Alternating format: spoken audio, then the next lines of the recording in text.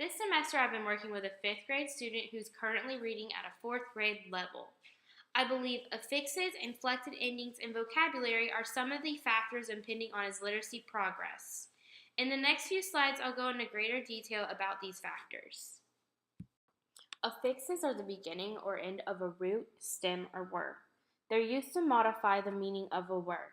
Studies suggest that when students are reading and come to a word they're unfamiliar with, they use morphological awareness skills to decompose the word into its component parts. An example, root or base in affixes. Once a student is able to break down the word, they can find its meaning. This can eventually result into the student understanding the word, understanding it in a sentence, and later on comprehending that word in a passage. Assessments for knowledge of affixes. An affix meaning task can be conducted.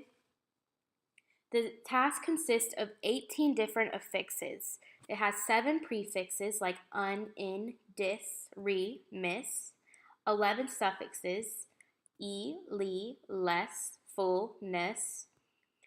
Each affix is represented within 2 different items. The affixes were chosen because they represented common affixes that elementary students see in everyday text. For interventions, there are multiple lessons that can be taught for the affixes. The intervention spans across a 9-week period. All activities conducted are modeled, then discussed.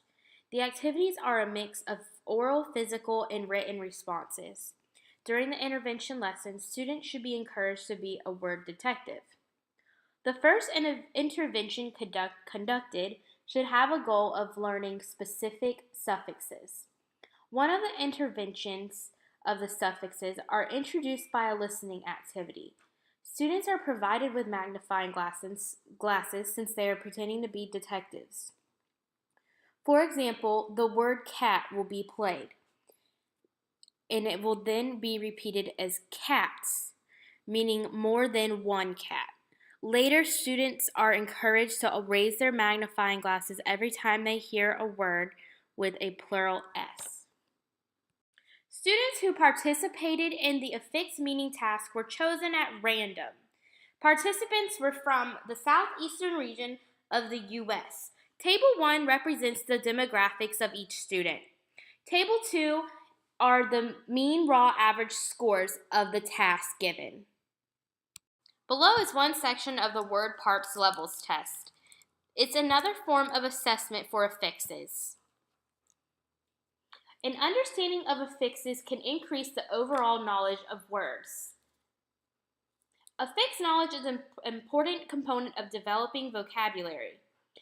If an affix is known, it can help students better determine what an unknown word could mean. It's also been proven that instruction of affixes can be effective when learning a second language. When the word parts level test is given, it has many different features. It includes bound morphemes and free morphemes, and also focuses on inflectional endings.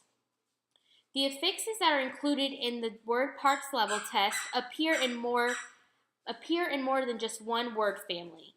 It also measures by form, meaning, and use. The test is broken into 3 different levels of difficulty, from beginner, intermediate, to advanced. Students continuously develop their spelling abilities throughout the developing stages. Inflectional morphology can give logical context to a word when learning present and past tense. It also allows students to be able to see morphologically defined units of words. Previous studies have suggested that written language is influenced by the awareness of morphemes within spoken language. When students learn new spelling patterns like words with suffixes, they may not learn how to properly apply the words with correct grammar until later on in the elementary career. Students can increase their vocabulary on a daily basis by using the meanings of familiar base words and suffixes to infer the meanings of unfamiliar derivatives. Assessment given on inflectional endings were 2 tasks: the spelling of inflected verbs and applying them in sentence context. Students are assessed by sentence and list formats. First, an analysis is made based on the number of words spelled correctly. In order to To complete the task, the student must be able to 1.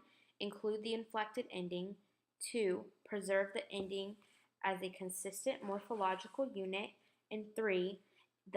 Affix the ending with the correct orthographic pattern. It was then found that many students struggled with the ed ending, most likely due to its 3 phonetic forms, t, d, and id. The table below can be used as an intervention. Students will first sort words that double and those that do not. Then you will ask them to underline the base word. In the section of sort 2, sort the vowel pattern in the base word. This helps students discover that there are 2 conditions when the ending is simply added. Consonant, vowel, consonant words like read, and consonant, vowel, consonant words like rest, where areas only consonant, vowel words need to double. This can help clear up confusion of words like smelling or dressing, words that students may initially place in the doubled column. The more research and studies I've read, I've noticed that my factors impeding literacy progress tie together in one way or another.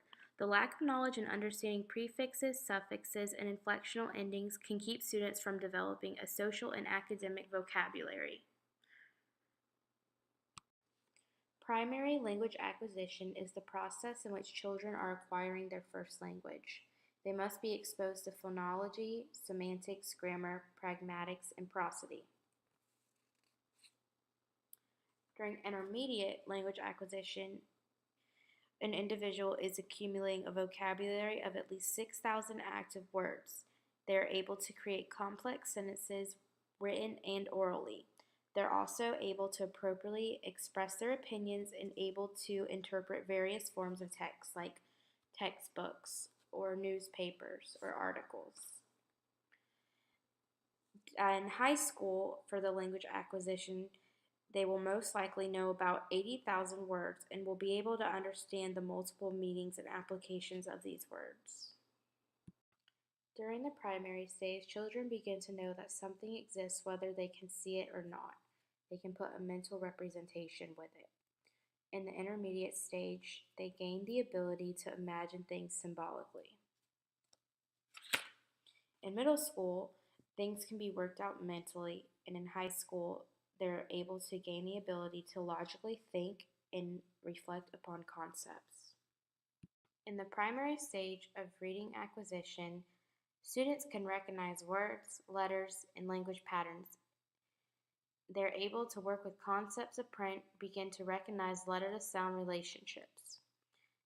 Intermediate, they can predict a word and usually confirm a word with a picture.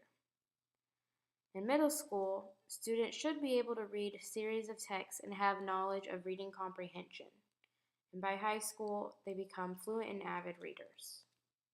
After all the research I've conducted and all I've learned in class this semester, I know that you must always begin with assessment. Without assessing students, you will never know what areas the student needs the most assistance in. I like to be able to find some of the various tasks and assessments I've found in my research to better assess my case study. By the end of the semester, I would really like for him to know all of the needed affixes. I believe once he learns all of the endings and prefixes, etc., that he will become a better reader.